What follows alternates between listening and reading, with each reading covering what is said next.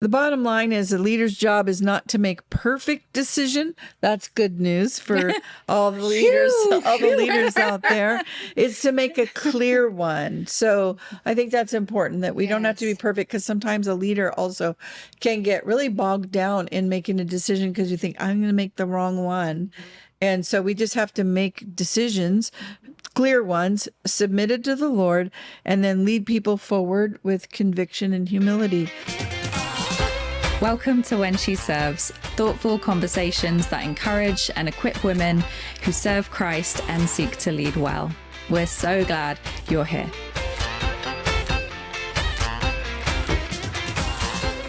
Well, hello. Today we're going to talk about the lack of commitment, and I'm here with my good friends Shirley and Tami, and we are going to be talking through, this is a 5-part series that we're going to talk through of Patrick Lencioni's book, The 5 Dysfunctions of a Team. And so this is part 3 that we're going to talk about today, and lack of commitment. And he says this: if people don't speak up during discussions, they rarely buy into decisions. And that's so true, isn't it? Yes. If you're working with a team and it's crickets, maybe they either don't understand, there's no clarity, or maybe they're not kind of confident in what you're saying, or they don't understand. And so lack of commitment, if people don't speak up during our discussions, what could be the root cause of that? And the root issue, it could be, and we're going to go through several, but it could be ambiguity.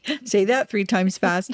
When leaders avoid clarity because they avoided conflict. So we had gone through some things where, as a leader, like, we need to press into tension. We need to allow for people to give us that tension, or if they disagree, be able to say it respectfully. But if we avoid that conflict, teams leave meetings unsure of what was decided. Have you ever had that where a team goes out and you're like, I don't even know what I decided. I'm sure they don't know who owns it and why it matters. And then the ministry, what happens is we get ministry drift, or we get, the vision gets blurred. And God, values our clear direction. We see it in 1 Corinthians 14:40. Let all things be done decently in order. And so leaders who won't decide create teams that won't move. And so what does that look like for a leader? Like when we're, in a meeting and we're not giving if you don't get a clear direction from your leader, what does that cause? What does it cause in us? What are some things it causes? For me, sometimes it'll just cause, obviously, confusion, right, and a lack of vision, a lack of where are we going. And then I'm nervous about, okay, now what? Now, what does this look like going forward? It doesn't build continuity. It doesn't build strength. It just kind of leaves you floating around in the desert. And you're like, what do you want me to do? Should you don't know what you want to do. Should I go forward? Am I taking the helm? Am I not? Yeah. And it kind of creates teams as well, because then people have different ideas and they say, oh, I'm for this idea, I'm for that idea. Then you're kind of like, okay, which side are you on, instead of being unified in one direction? We're trying to go for different ideas. Yeah. I think as a leader, sometimes I do this when I haven't fully worked out the thought in my head. So then I'll be in a meeting and you're kind of throwing, spaghetti at the wall, see what sticks. And so it's that moment where, like, oh, okay, if I'm going to be ambiguous, but I have to have a conclusion. We can be ambiguous and go, okay, we're brainstorming, but still that's clear communication, right? Like, this is brainstorming. We're not making any decisions. We're just throwing out ideas. I know for me as a leader, I need to get better at that, because people go, what direction are we going? It's like, I'm not even there. Like, we're just throwing stuff around here. But so, yeah, it can happen. Yes. And then people kind of take off on their own direction. Sometimes then it's off course, and then we have to start all over. Yeah, this happens too. So what are some of the key points to this lack of commitment? So commitment requires clarity, not certainty. Leaders stall because they don't want 100% certainty before moving forward, and that's not faith. Right. There's fear wearing a name tag. Oof. Biblical leadership moves on wisdom, prayer, and counsel, not perfect information. That's so true. So as we quote Proverbs 3:5-6. Trust in the Lord with all your heart, and he shall direct your path. Yeah. So we need that clarity so that we can then move the team, because if we don't move the team, then we're not leading anything. Yeah. You know what I mean? If we're not clear, if we're, it requires that clarity. Yeah. And from the Lord is important. Right. For sure. Well, and it's terrible to be fearful. I mean, I don't feel like we can give our best when we're walking on eggshells, or we're scared, or we don't feel confident. It's stressful. Yeah. And we can be clear without being certain, like you said. We can still have clarity without certainty. Like, I don't have to be completely certain, but I do need to be clear. Yeah. I know where I'm going, but I don't exactly know all the steps yet. And Yeah. that's the difference. Yeah, in exactly. that. So the next one is consensus is not the same as buy-in. Teams don't need unanimous agreement. They need clear direction and a leader willing to say, this is where we're going. When leaders chase consensus, they often sacrifice momentum. People can disagree and still commit if the direction is clear. That's so true. How do you see this play itself out? Because some people will just say yes because, you're their boss, but it doesn't mean they actually get it, or that that you've sold the vision, I guess. You know what I mean? In a sense, like, you really want people not only to say, okay, yeah, we'll go there, but why am I going there? And I really want to understand where you're going, because I really do want to follow. And if people understand it, then they'll not only get behind it, but then they'll really work in it, for that purpose. Yeah. So a big part of it for me is always sharing the heart behind the decision. That's huge. If people can understand why you're going there, Right. what the purpose behind it is, then it makes a lot more sense to them, rather than just throwing out a fact. This is what we're doing. Let's understand the why behind it and the heart behind it. Then it makes it a more smooth transition for other people. And it makes you question whether they have, passion for it. Are you driven for it? Do you love it? You're trying to sell me to do something, but are you maybe not in that same place? Yeah, exactly.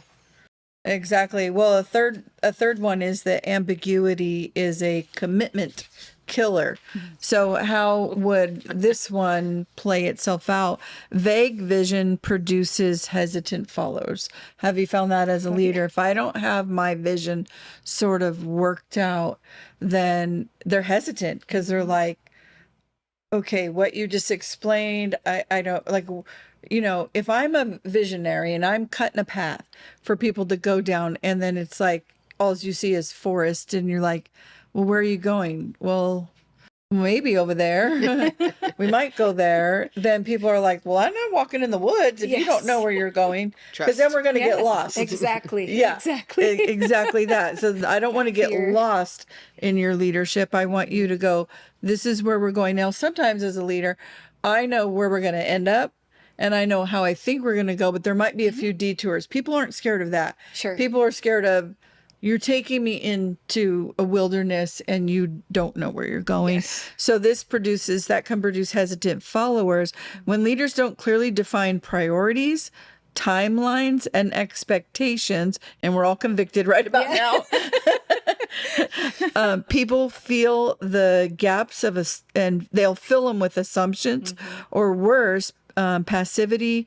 So clarity is kindness. It's like really understanding where we're going, and we don't have a vague vision. So sometimes as a leader, you might have to go, you know what? I'm not ready for that meeting right now. Like, give me a day or two so I can have all my ducks in a row, so that I have a plan. That's why agendas were created. Exactly. Right. So that, during the meeting, like, we're going to point A, point B, point C. I'm giving the heart of the matter. We're praying, we're seeking, and then we're saying, this is where we want to go. Now, how do we get there? Because I don't think we want to sit down with a team. You could brainstorm some things, and that's great. But as a leader, you don't want to sit down with the team and just always be going, well, where do you guys want to go? Yeah. That's like asking someone, where do you want to go for dinner? Right? Where do you want to go for dinner? I don't know. Yes. I don't. You Where spend do you all wanna this go? time like trying to figure out, and then it's like, I would rather someone say, I have 3 places to suggest we can go to. Which one's your favorite? And I think that goes to the model of biblical leadership again. If God's given us the vision, then we can present it to the team and get the steps together. So that shows them our confidence in the Lord, and they can build confidence in us with our vision that God's given us. So it's clear, it's Yeah. concise, and it makes sense to them. Well, and it makes me go, okay, I can follow this leader because they do know where they're going. They do know the elements of how to get there. That builds confidence in me for that leader. Exactly what we're talking about. That I'm not lacking confidence. He might not have, or she might not have all the pieces, Right. but I know, like, I'm in good hands. Yes. Yeah. Yes. And I love how you said the communication, because it's okay to say that. It's okay to say I don't exactly know, but it does build trust in me for you when you're, being honest and we're walking through it together, and not just this whole, Yeah. I don't know, let's see if it sticks. Yeah. We're going to try this. And sometimes that might happen, but you don't want that that has to No. be very Yes. few and Yes. very far between. But the Absolutely. communication is helpful. That's honest. Yeah. It makes me, you're human. You don't Yeah. have it all together. Yeah. And you can say in those times, like, I think if you know what you're going into, this is a meeting where we're going to get stuff done. This is a vision meeting. This is a meeting where we're just talking about ideas.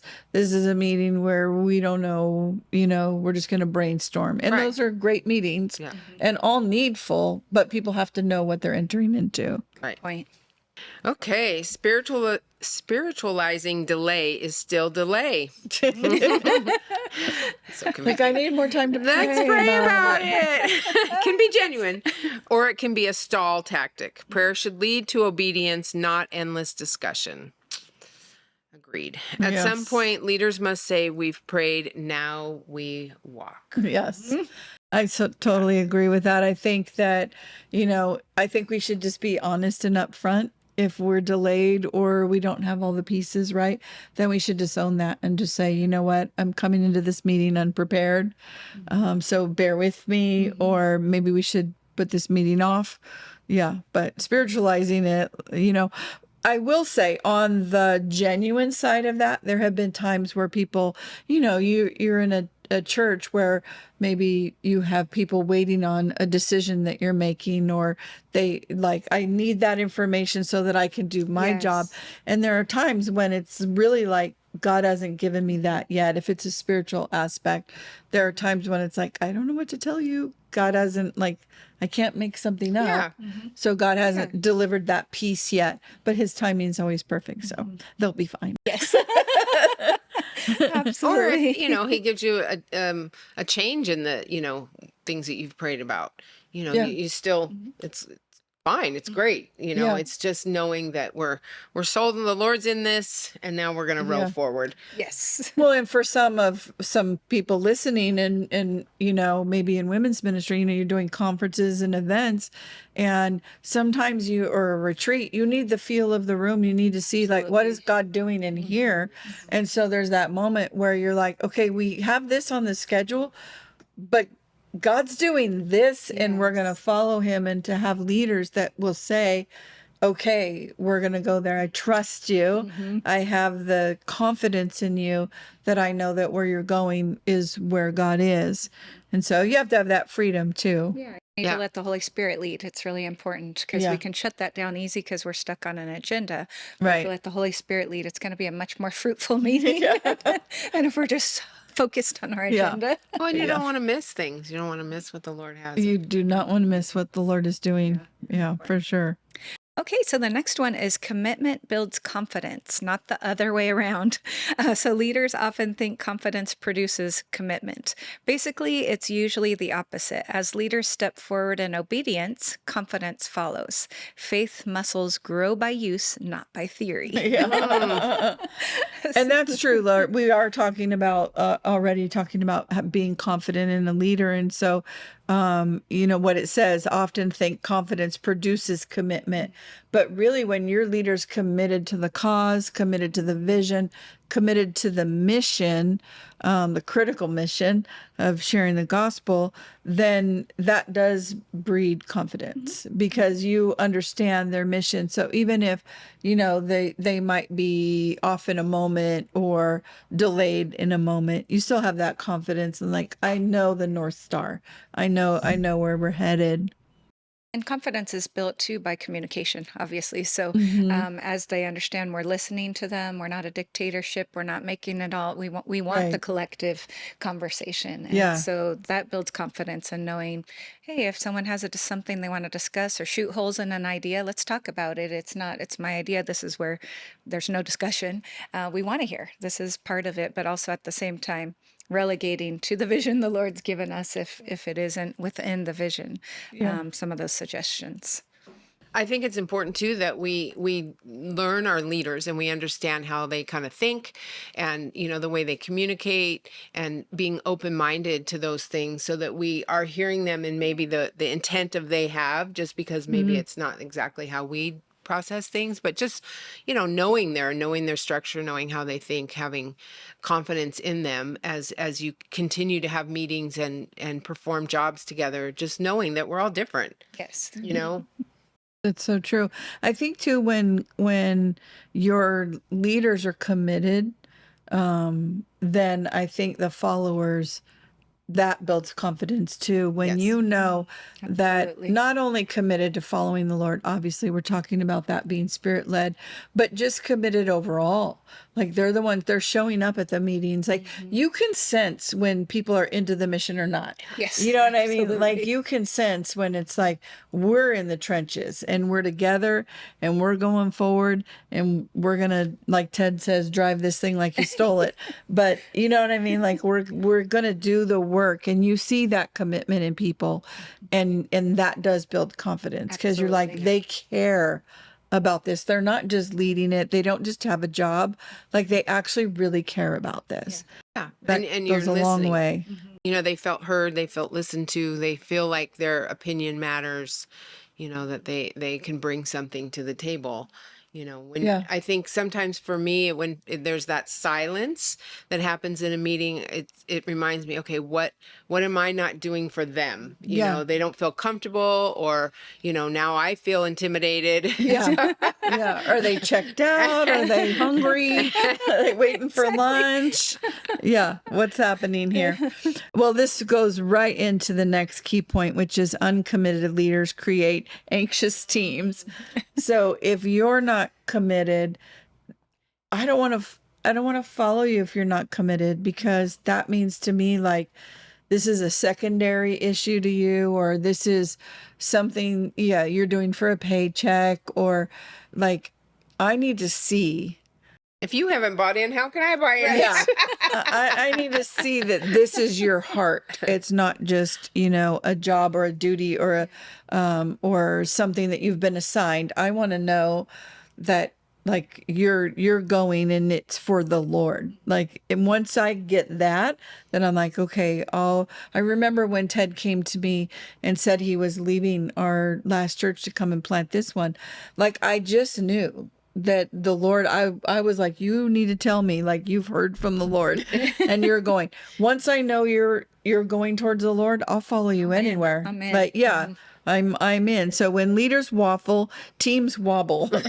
Unclear direction breeds second guessing, side conversations. If you're having parking lot conversations, like, we need to talk. You know what I Yeah. mean? Those Yes. need to come out if we're having side conversations. Quiet resistance, clear commitment, even if imperfect, brings stability and trust. So even in those tense conversations, which I think we got into before, you have to have those, Yes. because those are the things that get you through those moments in time when it's like people think, oh, well, if you're having hard conversations, that it's not team building. Actually is. Huge. It's a team huge building. team builder. Yes. And I think most people don't understand that. They think, oh, I'm doing something wrong if I'm, having a tense conversation. Not true. Usually those are some of the best teams. Yes. And that's what I say to always is, when in doubt, shout. If you have a feeling, let me know. Don't hold it in. Let's talk through it and walk through it. Maybe it's something I haven't even thought about yet, and you're helping me to come around to that idea.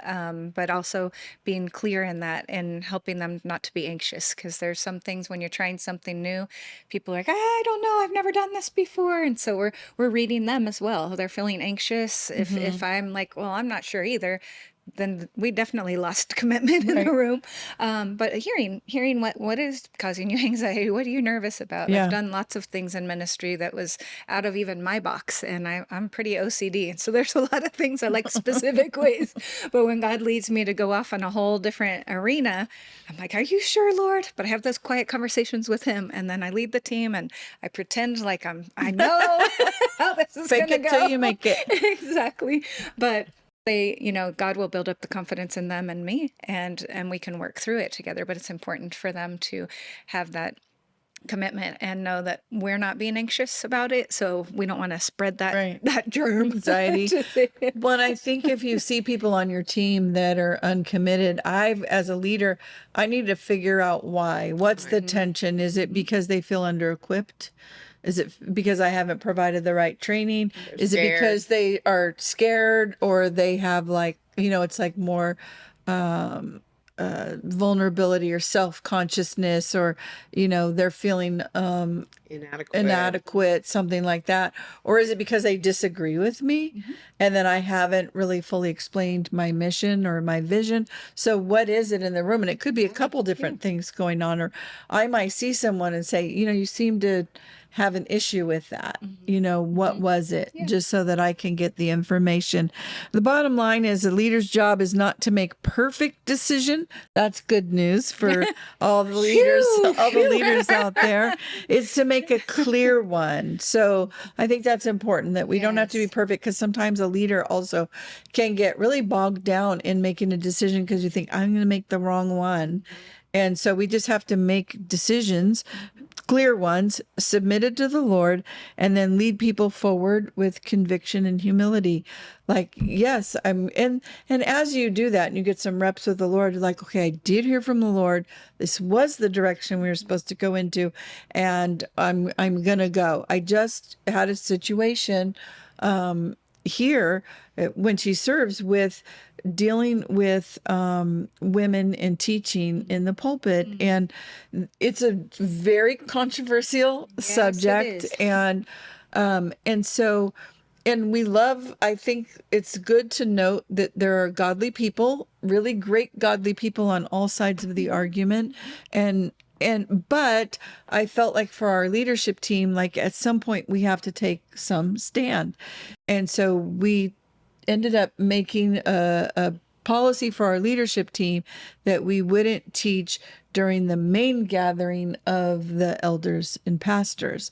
And so, but I didn't want to take a lot of stands. I didn't want to be the gatekeeper. You can teach here, you can't teach there. You can do this, you can't do that, because the nuances are numerous and endless. And so I didn't want to be that gatekeeper. And I also didn't want to have any overreach. Like, sometimes that's for your pastor to decide. But this one thing that I could do and keep it really clear, talking about clarity, I can take that stand. And so all of these things played into that. So if you're a leader and your team is stuck or tired or quietly frustrated, we have some things that you can do as action. So ask yourself this first: not are they resisting, but what have I actually led them to? And I've heard Craig Rochelle say this, and if you're having trouble getting people to lead, you can't say, well, that person this. I have to say, what haven't I led them to, or how have I led them to this? And so we need to be those people that can, leaders that can go, okay, what am I leading you to? And how am I doing that? Lack of commitment doesn't usually start with a team. It starts at the top. Yay! So if you're a leader, it's you. It's not me, it's you. So here's some things that we can call to action. So we're going to make the decision you've been delaying. That's the issue that keeps circling over and over and over. Decide. You've prayed, you've gathered counsel, you have enough light for the next step. God does not steer parked cars. Write it down. Say it out loud. Own it. If I had $100 for every time my husband said that, God doesn't steer parked cars. That's like a famous one for him to say. I love it. Well, and I think too, as good leaders, it's, it's good practice to ask those around us, our peers, our others, critique me in this. Do you see me, you see me being a parked car, not going anywhere? Like, tell me, I want to know, Yeah. Well, and I've heard it said like a decision, making a decision is better. How does that go? Bad decision. Then no decision. No Making decision a at bad all. decision There is you better go. than No no decision decision at at all. all. That's the one. Yeah. Right. And sometimes, like in ministry, we're moving forward. We just have to decide. Sometimes we don't fully know. We're like, I think this is where God's leading me into the best of my ability. I'm going to go in this direction. And that, I feel that we can get behind that. People can follow that. Right. Very different than, I don't know. Yeah. Or I can't make that decision. No, I don't know. I don't want to go. And What it's do like you think? It's like, let's go. Yes. Yeah. And then working through, why are you delaying it? What is the hiccup that you're experiencing? Yeah. Why am I delaying it? What is Right. holding me back personally as a leader? Yeah. And we have to take a walk with that. Is that a lack as of well. faith on my Yes. part? Have I prayed? Yeah. Like, is that just me and God's like holding my feet down and Right. saying, Yeah. Yeah. It's astounding because sometimes, Ted and I are both like visionary leaders. So our philosophy is like you just start walking and God gives you the direction and you figure it all out like as you're going. But that's hard for people to, I think that's where people get Yes. stuck because Yes. like, but I don't have all the pieces and I'm trying to get all the Right. pieces. Like, no, because God changes the pieces as you go anyway. So you just, we're like, Before let's you- go. We'll yes. figure it out. Before I walk, I want to see the yellow brick road, though. So Right, it's hard right, to, yeah. it's hard Give to me take the those steps when we're details. not And God's ready. like, you walk and I'll put one brick in front of the other. Yes, exactly. Okay. Red Sea. Another call to action is state direction with humble authority. Biblical leadership is not apologetic leadership. Say, this is where we're going, and here's why. Not being harsh or defensive, but clear and calm and convicted. People, they want that. They need you to be decisive. It's really hard to, again, if we have a gray area, it's hard to just start marching through. But if you say, all right, this is where we're going, this is where we're heading, and be firm about it. Do you guys think that's okay? That starts to create that insecurity again. This is what I'm thinking. What do you guys think? I'm not really Exactly. sure. And if you could be talked out of it, then did you really hear from the Lord? Did you spend time with him? Are you committed to it? Yeah. So that's where that can cause some tension in the room Yeah. if we're not straightforward. I had a situation the other day where I was presenting something to my team and you know what? They gave that tension, which it did two things. It made me think like, oh, okay, they're able to do that. They had voices and they were using them. And they sort of reminded me of, I was like, oh, we should do this. And they were like, yes, but this is what we've been talking about. It was about when we go out with when she serves and we're equipping people and that we want the churches to get involved too, because that's part of the discipleship, right? And they reminded me of it. And it was one of those moments where I was like, yes, of course, I should remember that, So I appreciated it in that situation. I think that helps build such a strong team. Nobody wants to be on a team that they're just a body. No. No, you want to be part of the process. Yeah. You want to, and But you wanna, we need a leader. Yes. we need a leader, but we don't want just a leader who does everything themselves. We want to be a part of it. We want to be able to take ownership and be able to do some of those things as well. So The team. another call to action is define what commitment looks like. So don't assume alignment, declare it. So what does that commitment look like? You're going to do this. We're going to have some action items and some deadlines. Deadlines are our friend. Who's responsible? What does this obedience look like in a month?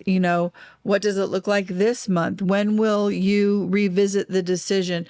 Clarity removes anxiety and excuses at the same time. So if I can have a clarity in the vision, but then a clear plan. Yes. So how I'm going to execute this, we're going to do A, B, C, D, and E, and that's going to execute it. And that helps calm the team as well. Clear deadlines, clear. Yeah. And if you don't, then it's a dysfunction, which is why we're talking. Apparently it's a thing. When I first picked up the book, 5 dysfunctions of a team, it's like, oh.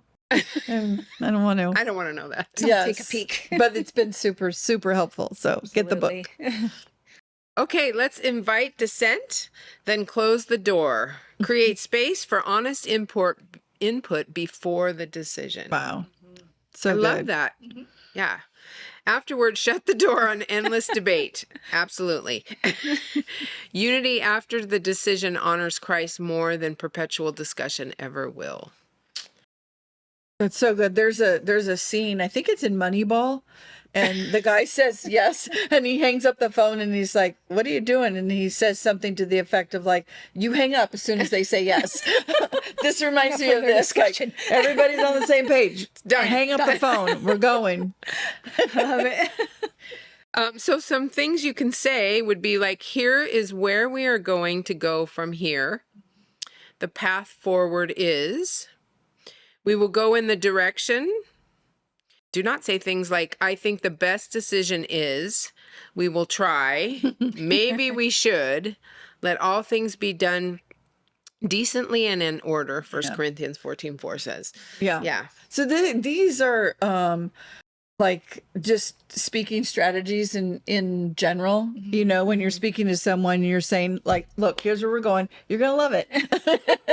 This is the direction we're going." It's like, well, maybe it's body language, it's everything, right? Like, maybe we should do this. You're like, you're not building confidence in me. It's You know, ambiguity. well, we're gonna try this. No, we're not going to try something. This is what we're doing. This is where you're going. This is where you're going. This is where I'm going.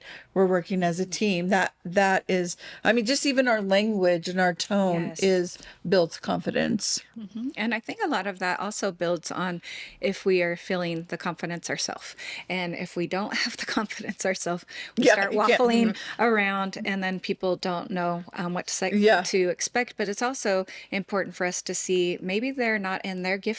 Maybe it's so uncomfortable because they're trying to do something they're not comfortable or gifted in. And we're trying to push them into that role. So a lot of times if we have a lot of that resistance, we can look into it in a different aspect. Maybe they're not comfortable because this is not their gifting and this is way out of their comfort zone, and God didn't gift them for these skills that we're asking them to do. So that's another thing. We want to make sure they're working in their gifting and comfortable in what God's. Now we could also stretch them. We see like maybe you're not confident in your gifting. We push them a little bit more. But if it's absolutely not, like for me, I am not the artistic type. So that was one of the things I told Pastor Ted when he hired me. I don't do musicals. I don't do plays. I don't sing, and I don't dance. So I can't lead anything like that. I've seen you dance with your sparkly pink shoes. So for me, you tell me to do that. I could do it, but I'm going to be shaking the whole time and do an awful job. That's not my gifting. So we want to be cognizant of that for other people too. Well, and how many times have we appointed people to a leadership position and then realize they don't have the gift? They were super good, maybe super mature. You're like, this is a leader. Or they say, I don't want to lead anything. Well, they might have the gift of helps or the gift of service. And supportive role. Supportive role. And we can't argue with that. Sure. So the next one is model obedience over outcomes. Tell your team plainly, we are responsible for faithfulness, not results. Oh, love that. You know, that's a real good one. Yes. That's so like calming as Yeah. a team member. Like, okay, all I have to do is be faithful. We're going to trust the Lord. It's going to come out. But all you want is my obedience and my faithfulness. You got that. Yes. I love that. Easier to follow, that's for sure. It just frees people, doesn't it? To just like be able to move forward and, you know, not be caught up in. And I think most people that I know, they say no because they have a fear of failure. Yes. Like almost always, it's like, what do you fear? Failure. I don't want to let the leader down. Inadequacy. I don't want to do this because it's too much, you know, it's too much stress for me. So those are all things too. And then last, repent where needed. And as we lead, and if I've been unclear, I need to say so. I just need to own it and just go, you know what? I was going in that direction. I think it was wrong and I need a correction. And I think it's really good to be a leader who can repent before your team or say like, I blew that, or like share a weakness. You know, I'm not good at that. I always tell people, if you hand me a paper, I'm going to lose it, throw it away. something's happening to the paper that I didn't know about, but it's not staying anywhere that it should. So Google Docs are my friend. They don't move. I always know where to get them. Send me a Google Doc. Yes. Exactly. So anyhow, final words. The church does not need more the church does not need more careful leaders. It needs convicted ones. At first I was like, it does need careful leaders, Yes, it but does. more, it needs convicted leaders, not loud, not flashy, just clear, prayerful, obedient, willing to move first. And that's the thing about leadership. And a couple weeks ago, I was in a meeting and I actually said that, like, okay, well, but I'm a leader. Like, I have to go first. Like, I'm the one that needs to move first. And then everybody else in leadership will come after. So that's peace will come after the obedience. So we have some questions that we wanted to give you guys if you're contemplating these things, just for kind of self-reflection. So what are some questions leaders can ask themselves as they're developing their leadership, as they're thinking about these 5 dysfunctions? What are some things we can kind of challenge ourselves with? Where have I confused waiting on the Lord with avoiding a decision? That's a good question. Ouch. Yeah. Ouch. What specific decision has been delayed, and what is the cost of that delay to the people we lead? That is a hard question. That's a great one. Where have I Good one to take a walk with. confused waiting on the Lord with avoiding a decision? Wow. Yeah. Another question you can ask is, what decision do I currently have clarity on but lack courage to act upon? So what are your fears? What are relational, financial, reputational? What is influencing my hesitation? Wow. Here's another one. How clear is my direction right now? Really? Like taking that reality check of like, was I clear? And this is, I'll share one of my weaknesses. This is where I'll get in trouble. Like, I got it all right here, but it's hard to get it out right here. It's like, just follow me. Like, I know where I'm going, but sometimes just like, okay, how's my direction right now? Or I can be misunderstood. Like, oh no, that's not what I meant. I meant this, you know? So just being, how clear is my direction right now, really? If a team member wrote down my top priorities in the next 90 days, how would they align with what I actually, am saying? Have I mistaken consensus for unity? That's a big mistake. Where might my desire to keep everyone comfortable be undermining forward movement? Oh, we like comfortable people. We do. That doesn't sometimes like move the mission forward, does it? Wow. I am And we the want to make bleeding heart. everyone happy. We can be people pleasers sometimes. We're like, oh, are you guys good with that? Or how do you Yeah. feel about it? For the leader, we need to not really worry about the consensus part. If that's hard for you, it's okay. I'll do Yes. it. Yeah. Or I'm thinking about hearing the voices of people who might have an oppositional voice. We have to be careful because as leaders, sometimes we can let those voices change our minds. And something that the Lord wanted us to do. So that's a good one. Have I mistaken consensus for unity? Wow. Having a bully on your team is no fun. Another question you can ask, what does commitment look like in observable behavior, not intentions? So how would someone outside my team know I'm committed to the direction I've agreed to? And I like that, outside of the team, because we can all sometimes blur the lines a little bit. We all know each other, we're comfortable, but how does that look from the outside looking in? Right. What kind of look are we achieving with that? Yeah. Do we look committed, or is it only on our inside track team that can tell? Right. And that to me also speaks of, are you just talk? Yes. You're just talking about ministry all day long, but you're not doing anything. Yeah. You can make something look really good. Like you're just talking it up. It's like, but what are you doing? Yes. Like, Where's the fruit? Where's the pudding? fruit? Where's the stuff? Where's the plan? If I'm just talking about it but never doing it. Another question you can ask is, where has ambiguity created anxiety or side conversations? Red flag, red flag, red flag. If you are a leader and you're seeing parking lot or side conversations, you have an issue and you need to address that. So what lack of clarity has forced people to guess rather than follow. So identifying what was the unclear thing that is causing all of these side conversations. And are you open to people? I mean, have you given them permission to ask questions? Yeah. Yeah. You know? Or challenge. Yeah. Or challenge Push back us. a little bit. Yeah. How do I handle disagreement after a decision is made? Am I modeling loyalty to the mission or subtly reopening settled matters? Ooh. You're all about that decision you made. Yeah. Once that happens, we need to submit, right? Once the decision is made, that's an ouchie. Let the Lord handle it. Yes. If it wasn't right, let him bring it up. What step of obedience is God asking me to take now, not later?